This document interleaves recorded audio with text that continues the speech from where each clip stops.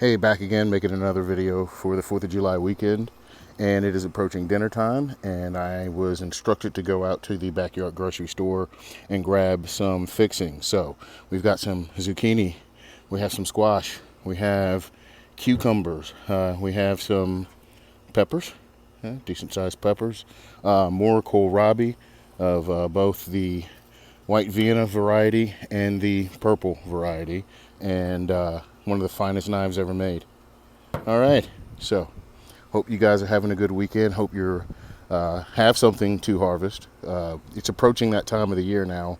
4th of July is really when I start cooking, when I'm able to actually get a lot of the summer variety stuff out of the way, as long as I plant it early enough. And as you see, we already have peppers and some cukes and things to harvest. So a lot of the cold weather stuff has died off. It looks really ugly right now, and it's all the hot weather stuff. All right, you guys have a happy 4th, and keep picking.